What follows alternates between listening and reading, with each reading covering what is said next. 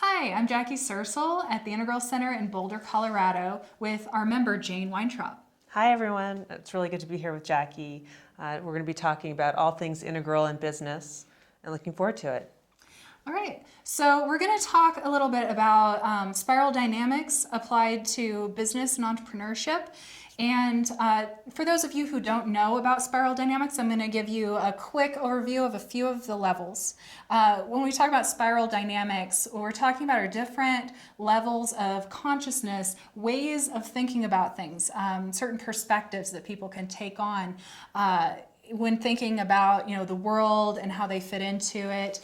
So in context of business, there's four levels that we'll touch on. One is blue. And at this level, it's a very rules-based, like an institutional organization where you really focus on what the rules are, and you'll go to that first. The second level we'll talk about is orange, which is more individualistic and achievement-based. So it's like, what is the best solution to make the most profit or to be the most successful? The third level is green. So that's more concerned about people and the environment, and that's what comes first is people's happiness and doing good in the world. And then what we're really striving for here at the Integral Center is going to the next level, which is teal and integral, which is realizing that those other perspectives are all very useful in different contexts, and that we can honor all of those values and perspectives and kind of integrate them together into one organization. So the reason that this is useful is that sometimes we feel tensions with how other people in our organization or our industry are viewing things, like we don't agree with the values that other people are holding or putting on us. And so we can use this to kind of see where we're at and where other people are at, and have a language to communicate that. So, Jane, I know you have a lot of experience with entrepreneurship. Could you give us a little background on why this is important for you? Yeah, sure. So I want to map my experience a little bit. So I didn't know about spiral dynamics or integral theory till much later. And so, like most people, I was sort of just like making my way through the world and struggling. And I would find that I teetered between orange and green for a really long time. So I would join an organization. I would try to understand what the social structure was. I would try to understand how I could make it to the top, how I could make as much money as possible. And somewhere along the line, I would have an existential crisis. And I wouldn't feel that the work was aligned with my values. It wasn't meaningful or purposeful for me. And so I'd quit and I'd start my own business. And so then I'd run my own business, and I'd start to run into cash flow trouble, and I'd stick it out for a while. And then it would get too scary for me, and I would, quit the business, close the business down, and take another job. And it was this, this cycle I was in, this hamster wheel I was in for quite a long time, going back and forth. I even at one point worked in an organization that was focused on sustainable design, with the belief that that organization, because it would probably represent more orange-green, would have resolved the issue. And in fact, it didn't. So that's my own journey through the orange and green, like that teeter-totter there.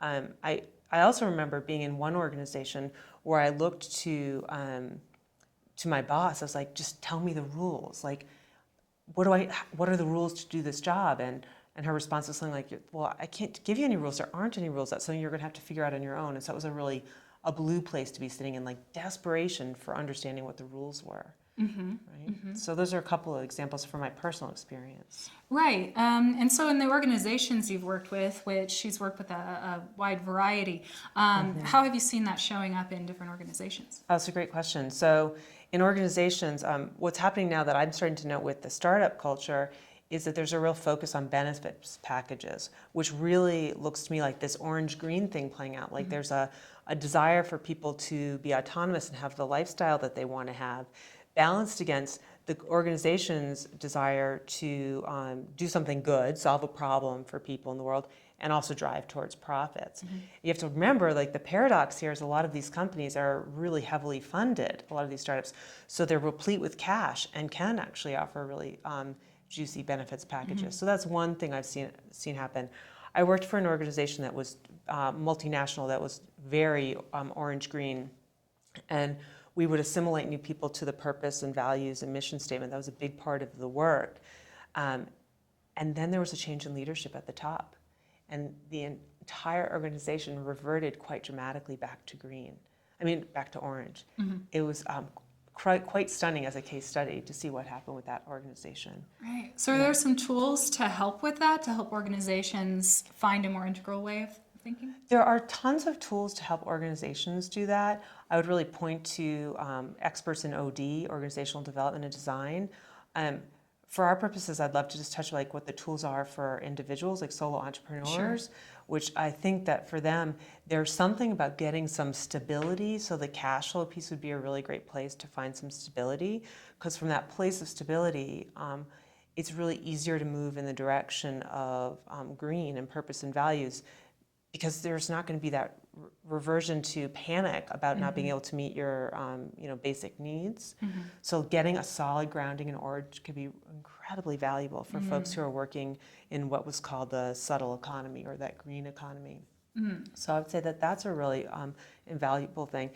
And then I would say, like, moving towards integral, something that could be incredibly helpful would be to actually start to recognize that orange and green are like opposite sides of the same coin, right? So that striving, that hunger to fill the need for success is similar to the hunger to find one's purpose. And that something happens when there's a surrendering into my history and my programming, and how that informed my preferences and what I can bring to the world in terms of skills and values that's in service to the world, rather than this like kind of myopic focus on finding my purpose, or this myopic focus on finding my success. So those are a couple of things to consider, and there's ways to work with those things, certainly.